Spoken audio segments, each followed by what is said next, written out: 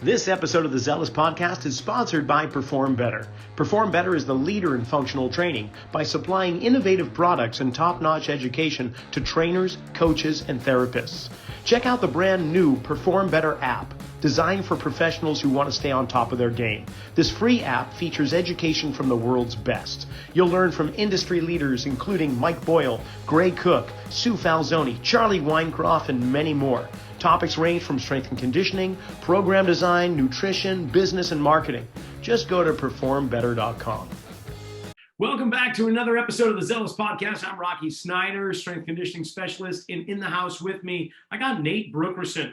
Nate is an NHL strength and conditioning coach, but there's a little asterisk next to that because he's doing something that it's been a while since a strength coach has been in his position. He is getting ready to gear up and begin with the Seattle Kraken. That's right. If you didn't hear me right, I said it. The Kraken, the Sea Monster. That is the name of the brand new NHL team in Seattle, Washington. And Nate is the strength conditioning coach for the team, which at this point in time only has one player, because how it works is they're going to be drafting from all the other teams and picking some choice players and sending them to Seattle. So right now, Nate, first, welcome to the show. And what's going on in Seattle? Well, thank you for having me. I appreciate it. Right now I'm just doing everything that I can in preparation of, getting the athletes to our Kraken training center and getting up and rolling. So all the behind the scenes, setting up the facility, working with our performance consultant, Gary Roberts, to make sure everything is on par with nutrition and supplementation, and setting up our performance testing processes and, how we're going to aggregate and communicate data and just all that fun stuff. So really all the processes and systems behind the scenes is kind of what's happening right now. And so what's your wish list going forward? I mean, you just mentioned a whole bunch of things, but going in there, we've got a whole bunch of tech, obviously, and I'm sure that your training facility is going to be top notch starting from the ground up. But if you had like a Christmas list right now, what's on it? And what's already been gotten? Yeah, I mean, if you're talking about our facility at Kraken Training Center, which is going to be our practice facility, it's a pretty typical, strength conditioning facility. It's going to have turf. It's going to have Sornix racks in it. We're going to have Kaiser performance trainers, a lot of cardio pieces, some of the simple, monitoring and performance testing tech. But, really the wish list at this point is to have good people around me and to have really good sound and fundamental processes that simplify our approach in our life, rather than making it overly complex and making our guys feel like they're in a lab. So really just being streamlined with processes and making sure that everything is really going to fit logistically is kind of where we're at from more, I guess, from a wish list standpoint. No worries. Now I imagine you've got yourself a couple of assistants, or soon will. How do you go about finding your team for strength conditioning and performance? Yeah, I mean, I was lucky enough to come into this situation at the same time as our performance and sports science consultant, Gary Roberts. So, we started, literally the same time in November of last year. And it was great to be able to have somebody with the perspective that he does, coming from being an NHL player, being in the performance realm, consulting with other NHL teams, and then being part of the Vegas Knights. And them really going through the same thing that we're going to be going through here soon. So, again, a lot of talking through big picture, 30,000 foot stuff. Again, what is the facility going to look like? What's the flow? What's the day to day? How's nutrition services, delivery of those processes?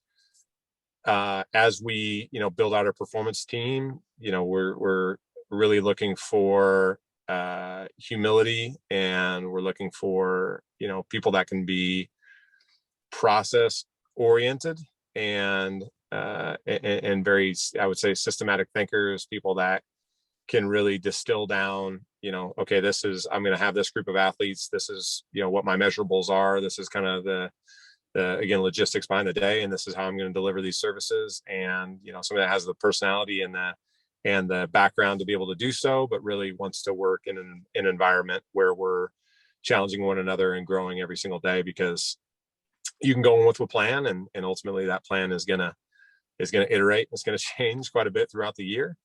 And we're all kind of living this. It is almost the startup, like living it all for the first time. So there is no, well, this is what we did last year. Or this is what we've done previously.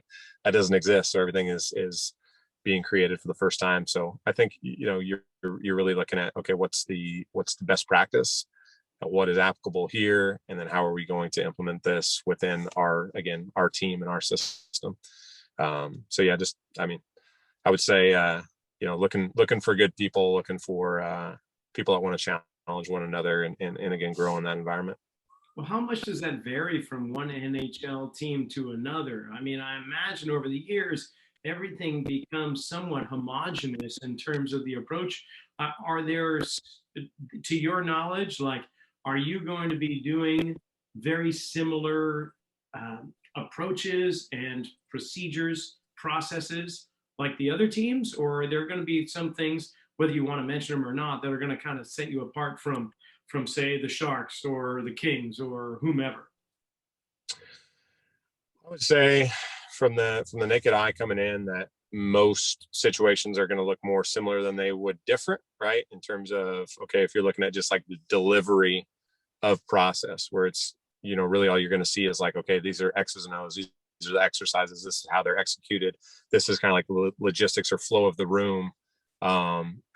Simple, like, okay, this is when a warm-up's going to occur, this is what's going to happen post practice, this is what's going to happen from a nutrition delivery and services standpoint. Like, I think that stuff will look similar to most NHL clubs. I'm hoping what's different is the integration between ourselves, athletic medicine, analytics, again across all these domains and all these personnel, because really, I think that's what separates the, whatever you want to call high performing organizations over, just the standard, hey, this is kind of what I do. This is my lane. This is my job description. This is what my roles and responsibilities are.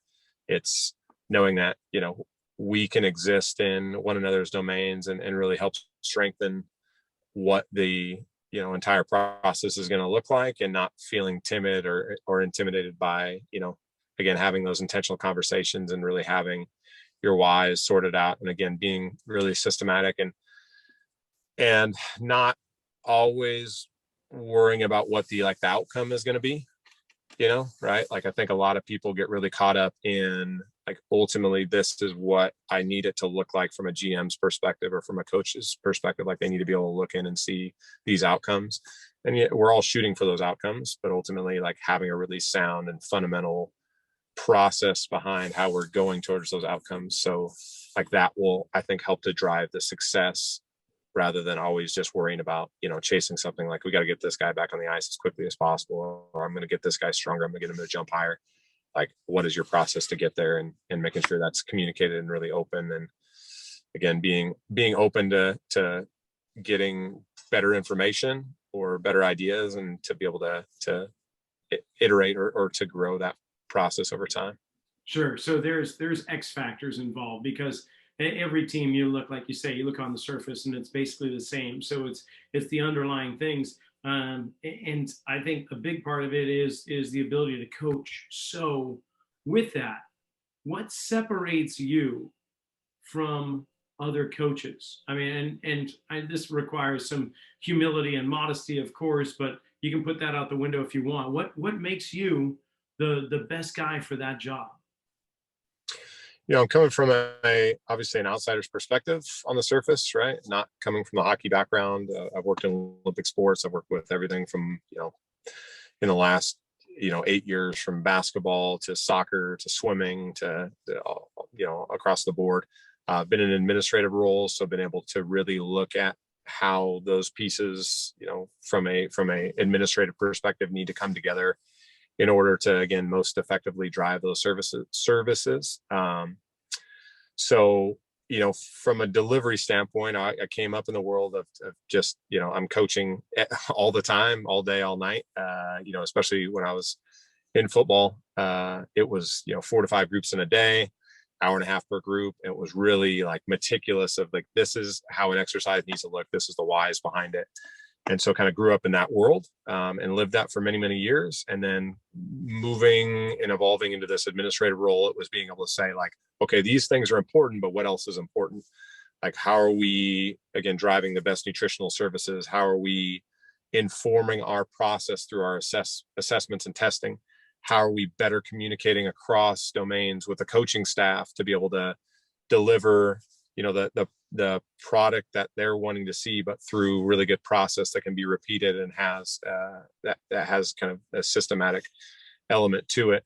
And then really, again, working across those domains, leveraging, the great ideas from athletic medicine, and being able to say, okay, like having a great return to play process, so that when somebody gets back on the ice, like we're really confident that we've gone through the steps to get them ready to perform at the highest level. So I think being able to look outside of just the S&C piece and know how all those things need to fit together to, again, drive performance on the ice, and not just saying like my job, all I'm about is like, I'm in the weight room, I get this guy to, do this trap bar deadlift better and put some more weight on the bar than I did what I'm supposed to do. Like, not being so myopic with like how all this stuff needs to fit together. And then, I say this all the time, like, low ego. Yeah, I would say most people that know me know that's how I operate, is like, I'm not afraid to be wrong. I'm not afraid to grow and change my mind. But I'll still have, like, I have convictions and things I believe strongly about, but at the same time, like,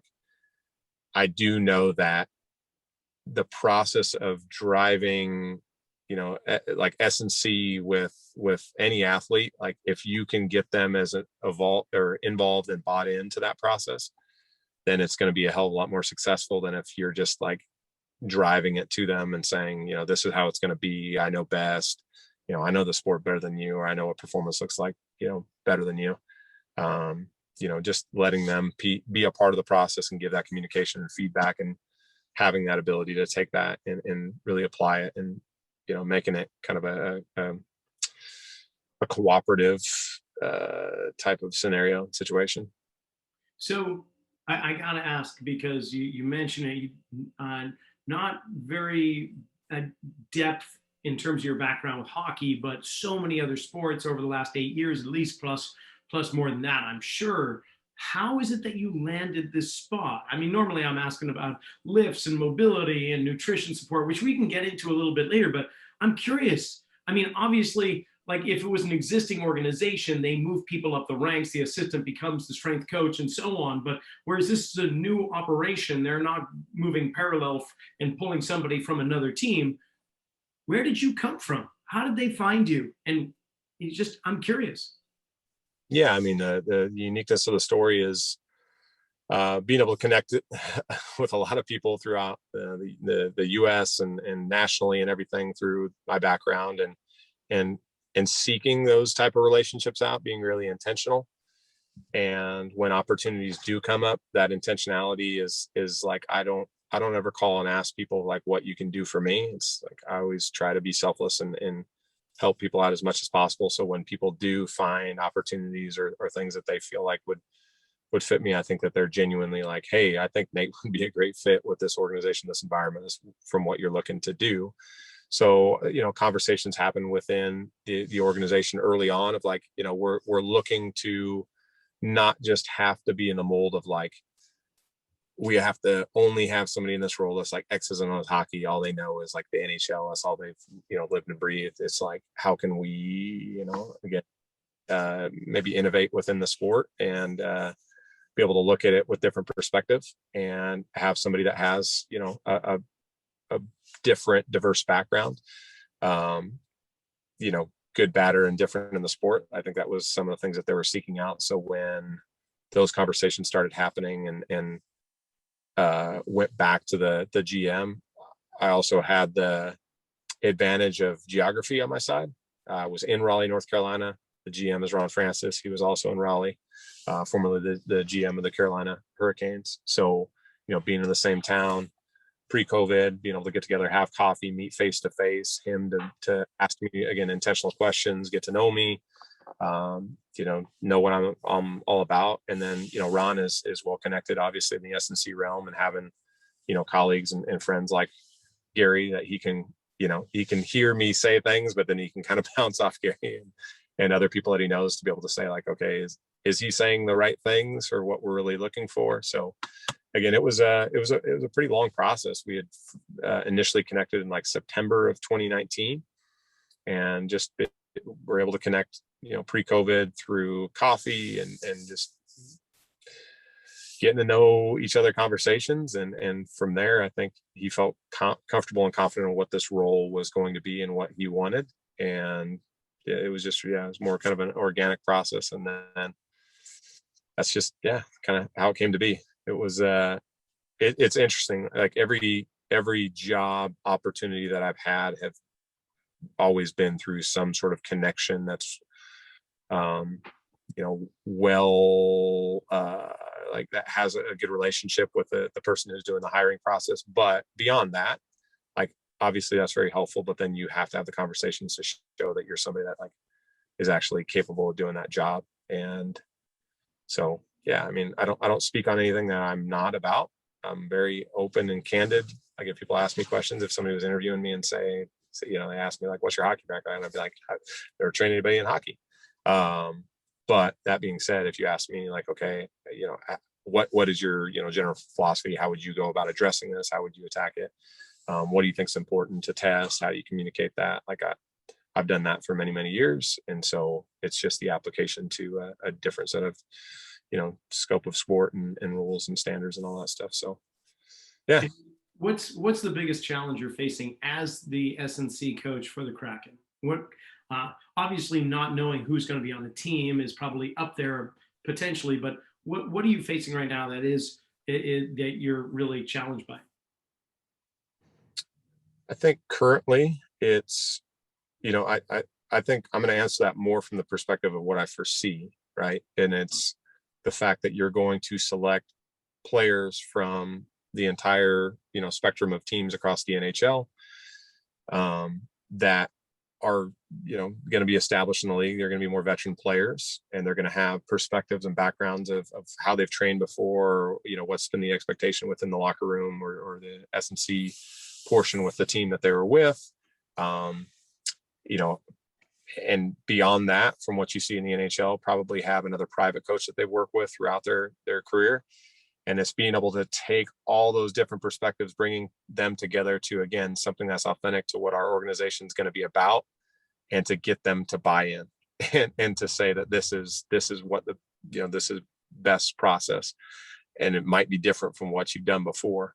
But again, not intentionally different, not seeking out like, hey, this is just going to be novel to be different, right? Like I'm just going to be all about the Olympic lifts because nobody else in the NHL does that. And that's the magic pill. So there's a lot of finesse that's going to be involved. It's putting some of the science aside and it's saying you won't necessarily have a ton of time to grow relationships because we're going to come together probably just before the season. And then we're going to go through a full season together. And it's going to be new. It's going to be exciting. Everybody's going to be, really on board with it in Seattle. Like you see it everywhere. And, from that perspective, everybody wants it to be successful and everybody wants us to play well right off the bat. So there's going to be that pressure. But you just think about the uniqueness of like everybody coming together and, how do you get people bought into that? Like, I don't have the answer. I'm thinking through it all the time, and that's going to be the challenge for myself, Gary, and our staff, and everybody, on the ops side is like, how do we get them bought in to what we're providing, what our services are going to be, and making sure that again it is best practice. We have to set it up in a way that we don't want it to be like, hey, we're going to throw something out and then we're going to 180 reverse it the next year and we're going to be different. Like there has to be some continuity in what your processes are going to be. So you need to have them really set up and kind of greased and groove before everything gets going, which is going to be tough because who knows when the guys are going to walk in the door. So like that's a challenge. Like I've never gone through that, and not many people in this industry have gone through that. And even if you look into college, a lot of people go into college and they just go, this is what my system is, or this is what the coach wants, and I'm just going to do this. And it's pretty simplified. And most times you kind of just drive it to the players that you're going to have, and you just say, this is what it's going to be. And they're just, even if there's not a ton of buy-in, it's kind of like an acceptance of it. Right. And you don't usually have to fight that, like, perspective of, you don't have 10-year college vets like that. Those people don't exist. And you don't have people coming from every other college organization to come join your college. You'll get those occasional transfers, but most times it's like you're getting them into what your culture and what your standards are. Try that with 30 plus guys. It's gonna be a unique challenge. I'm looking forward to it, and it's not gonna be smooth sailing all the time. But again, I love that art form side of things. Like, there is no right answer, right? Right. So, well, most likely you're going to have players that have played for more than one team, and because of that, they've been through different philosophies and approaches. And they may be more inclined to stay with one approach than the other, but there is a chance they could be very malleable. So yeah, it's gonna, I'm sure, be individually based and just go from one person to the other, one player to the other. And you're talking how many are going to be on the active roster, and when does preseason begin? So it's usually, it depends, right? Like this year, a lot of teams had taxi squads, right? Like with COVID, 4 or 5 more players. Yeah, just keeping additional players around. So I foresee it being anywhere between 23 to 28. Our first year in existence, we will not have a AHL affiliate.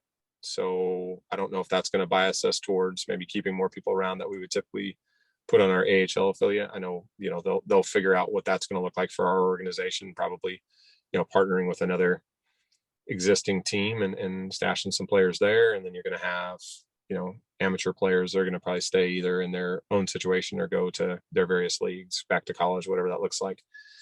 So yeah, the active roster, I foresee it being 23 to, at the highest, probably 30, but I wouldn't think it's going to be that many. They are continuing the taxi squad then? I have no clue, to be honest. Okay. And then preseason, beginning of September or so? Yeah. Yeah, roughly. Yeah. And how many weeks? Because it was condensed, obviously, last year, but how many weeks are you expected to have a preseason? I believe it's 3 to 4 weeks. Okay. Well, you got a lot to prepare for in that 3 to 4 weeks with a whole bunch of a new family. You don't even know who the members are. Wow. And no. Yeah, it'll be interesting once this, expansion and amateur draft happen within days of one another. Everybody's going to be really excited to speak with the players. You think about everything from, our side of the coin, the ops people, obviously, yeah, we'll most likely have a coaching staff by then. So they're going to want to connect with them. The social media, marketing, branding, that side is going to want a lot of their, time and connection and everything like that. So it's making sure you're not going in too strong, understanding they're still, human beings. They just went through a really long season. That is seemed like it's been very physically taxing, and with COVID, again, the travel and the back-to-back games, it's a completely different, unique element. And so it'll be, kind of interesting and challenging to build those relationships without, like, just getting into their faces in business too much, and letting them breathe a little bit. Sure. So it'll be interesting. But again, you're going to have players that are the older veterans and people, they're going to have kids. They're going to want to find places to live. So I foresee people coming out to Seattle and, the August time frame, and just, exploring it and getting a feel for what that's going to look like for them. So I think, we're just that'll probably be discussions. Again, myself, Gary, and our staff will have quite a bit. It's like, okay, what does this need to look like? Who do we need to connect with? Do we already have some of these connections forged? Do we know these coaches? We have relationships with them. Can we reach out to them? Because that's the other piece too, is talking to their coaches. I'm saying S&T, talking to the coaches that they work with, and getting a feel for where they're at with their training plan, and what their goals are, what they're trying to come into the next season, being better at, or what they're, spending time on. So yeah, it'll be a lot of time on the phone, a lot of conversations, which again, it'll be fun to build out the processes. So let's talk program design, because I do want to talk like lifts and training facility and so on. And it seems to me that the pros that I'm talking to, they're not getting away from periodization or periodized programs, but they're relying more on velocity-based training to guide their way with where the athletes are in more real time than just putting out kind of a guide that periodization has a tendency to do. Where do you stand with that? I mean, is it a blend between the two? Are you, how do you develop your program? I think that's a good question. So it's the idea of, stepping back and saying, okay, what is the most important thing? The most important thing is their ability to go out and play hockey at the highest level. So knowing that with the guys that you're dealing with, knowing what their background is, training background, again, what their lifting history is in terms of like, these are the things that I've typically done. These are my big rocks or my meat and potatoes. And again, knowing what those things are. And in season, you're going to get an opportunity to work with guys, 1-2 times a week, maybe more, depending on, again, a developmental prospect or somebody that's not getting as much ice time. So you're saying, okay, with this amount of time, with these qualities, knowing that they're going to be on the ice, like, what is the amount of volume or frequency or intensity that I need to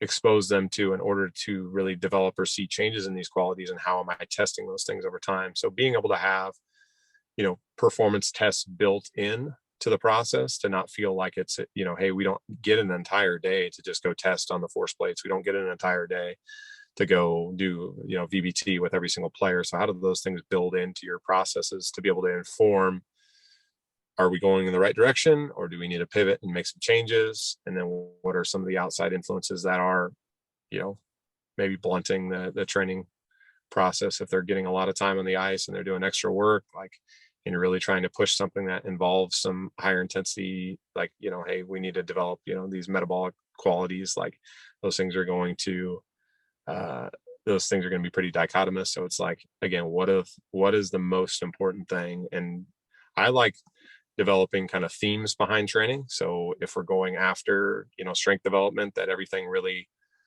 signals in strength development. So it's going to have a certain rep range, volume, intensity to it. And, specific exercises, I'm more biased towards some of the bilateral exercises with strength acquisition, strength development. Tell me what those are. What are your big rocks? Yeah. So I think with this population, based on, the knowledge of like some of the hip pathologies that they have, I think trap bar deadlifting fits really well with this population. I think from a bilateral perspective, you're going to do more Swiss bar pressing, or even like unilateral pressing, and then chins and some of like the bilateral pulls in that regard. So I mean, I think those three, I still would like to fit in a form of a squat with this population, but again, it depends on the person, depends on their injury history and ability to get into those patterns and positions well without pain. So again, really simply informing, like, can they own this exercise? Can they do this without pain? What ranges of motion can they get through and not forcing anything? So yeah, I would say like those are your kind of big ones: squat, deadlift variant, and then like a big push, big pull.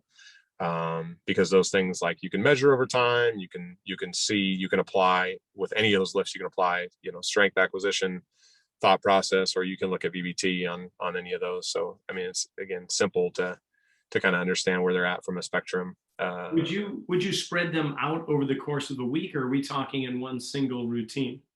No, for sure not. No, I population, yeah, you're going to have to look at more total body lifts, because again, you're only working with them. If you're getting 1 to 2 lifts a week, you're not going to be doing like splits typically, like upper and lower. Again, unless I'm getting a guy more than twice a week, I'm going to go total body. And then, it's typically theme wise, I would do things that are going to evoke less soreness, eccentric soreness, like closer to a competition.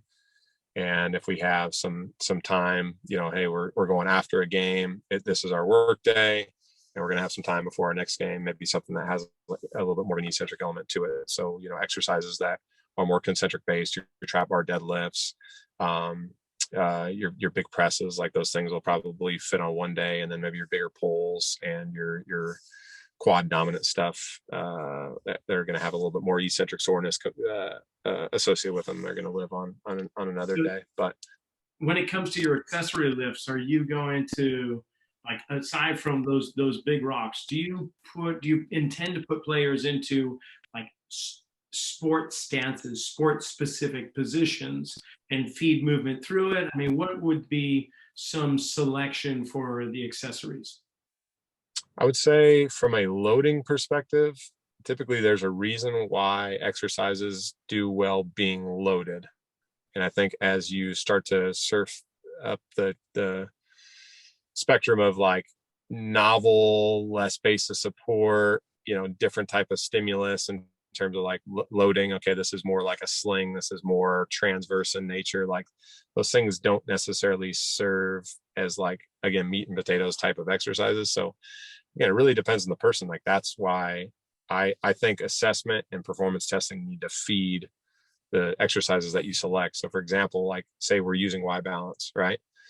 And somebody has really poor anterior excursion. So on a single leg, they're not able to excurse that box very well on, let's say it's one side. Like, okay, well, let's do some sort of table assessment to understand the function of the things involved with that single leg squat. If that's not what it is, if it's motor control, there's going to be certain exercises that would fit that bucket, like more supported or assisted type of exercises would work well with like a motor control limitation. And if it's like strength, then, different single leg squat on a box, to a box, forward lunge with more of a translation of the knee, like those things fit what that person lacks, like those lack of competencies. So again, if it's distillation down to like, this is what's important because this is what we're testing and why we're testing it. And am I feeding things into the system to show that I'm making a change? And then eventually like it needs to go up all the way to, okay, is this making any sort of positive impact, subjective, objective on their ability to go out and play the sport, whether it's like, I feel better when I'm out there. I feel like I can get into the ice more effectively. I feel like I can get in my stance lower, whether that's feedback from the players, feedback from the coaches. I think those things are important to help you inform, like, am I going in the right direction? But again, like not chasing too many things, like auxiliary wise, I just don't like, I'm not going to try to chase everything. Like, sure. So like, you mentioned assessments, the Y balance being fantastic, as I see it with the hockey players. What other assessments or screening processes are you going to select for the Kraken? Yeah, anything that's involving mobility and motor control perspective of the hip. So looking at internal and external rotation in a low, in a supported and unsupported position. So like, for example, seated versus prone. So like looking at their ability to like, okay, how does just the function of the hip, is there any sort of pathology of the joint that we need to be aware of, or is this just like a muscular limitation, like they just don't have the flexibility to get through these positions? Same thing with the shoulder. Again, there's common injuries, labrum, AC joint. So looking at general like provocative tests, pathology of the shoulder, do they have the appropriate range of motion and internal and external rotation? From a global assessment perspective, like just simple overhead squatting, and then from a motor control and excursion and multiple planes, that's where I like the YBT.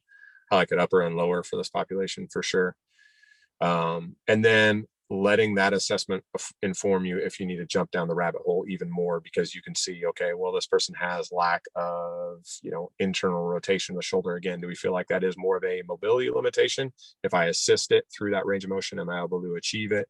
Or is it more motor control, where, okay, they can't get it, but I can assist them and they can find that range of motion? Because again, your strategies to attack that or acquire that competency are going to be different depending on what the limitation is. And then, if I get outside of the scope of I feel like I can fix a problem, that's why we have an athletic medicine, staff to be able to bounce things off of and say, okay, is there an injury history with this joint or this area of the body?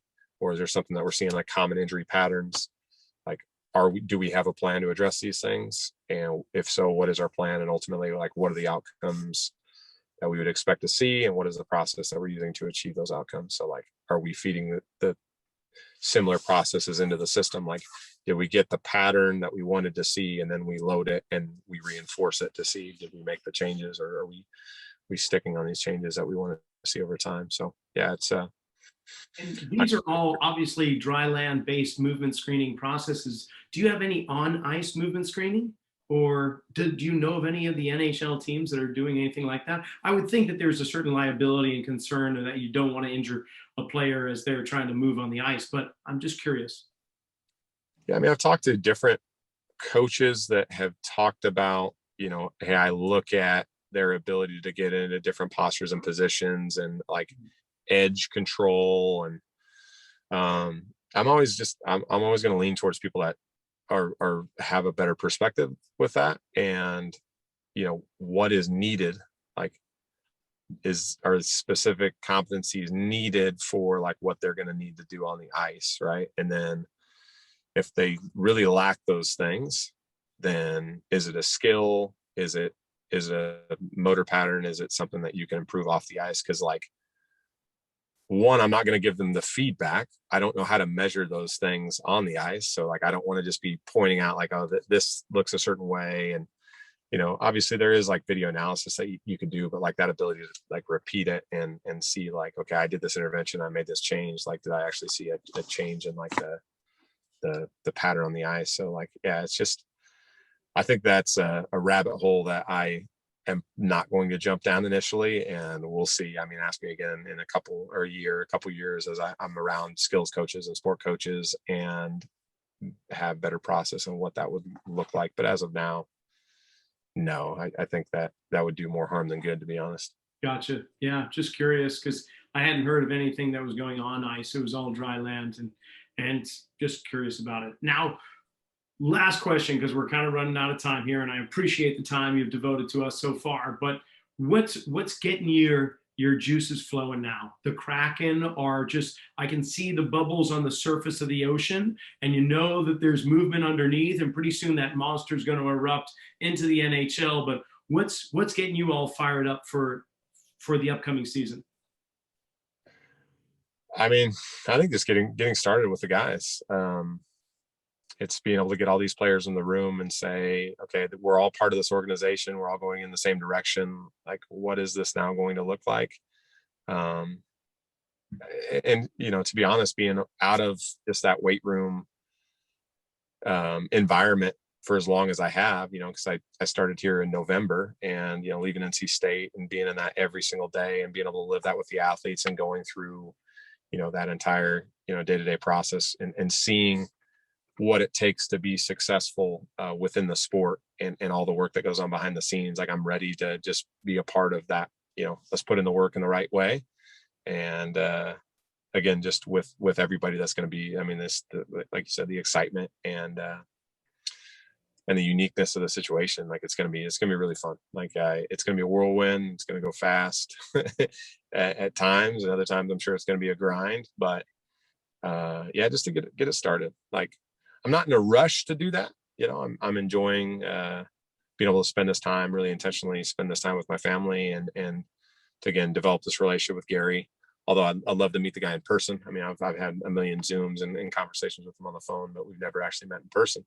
And to grow the staff and to get everybody together. But yeah, like, there's going to be just an electricity to the environment when we all get together and we're in the same room, because, COVID's limited our ability to get face to face across all the ops and everybody else within the organization. Like, we're going to have that home base in KTC and be all together. Like, they'll be on the top floor. We're going to be on the bottom floor. We're going to be right next to our practice ice. It's going to be nuts. So it's just pacing yourself, probably. That's fabulous. There's many times we walk through life and we don't realize we're walking through history that we're creating. But for you, I hope you probably recognize that every day gets closer. You guys are creating history right now, something that hasn't been done in the Seattle region. So, congratulations on that, and enjoy every moment that is coming your way. And congratulations, of course, on the position that you've filled there. I can't say good luck on the season because I'm a Sharks fan. And when the Kraken come into the tank, in the Shark Tank in San Jose, whenever that date gets revealed, yeah, I'll be texting you, and it won't be good luck either. That's okay. I don't expect anybody to change their affinity to a team just because of me. So yeah, you keep rooting on your team. And I will say that your logo and the Sharks logo are probably two of the best NHL logos going on right now. So I I've definitely heard that. I've heard a lot of people are just fans of our organization just based on the logo itself, which again, our marketing, branding, and that team has done an incredible job. So through everything. So yeah, if that's why people like us, that's fine. That's cool. Well, I think you're going to give them a whole bunch more reasons to like you. So, hey, Nate, thanks for being on. I really enjoyed it. Yeah, no, I appreciate you having me. This was great. Great questions too. There's some very thought-provoking questions. I appreciate it. Right on. Well, that's it for another episode of the Zealous Podcast. I want to thank Nate for coming on and sharing all about what's going on up in Seattle with the Kraken. Wishing him best luck with this new season coming on. And be sure you subscribe to Zealous, because every week we've got some great guests. And this summer coming up, well, we've got a lot in store. So subscribe to our channel, and we'll see you next week.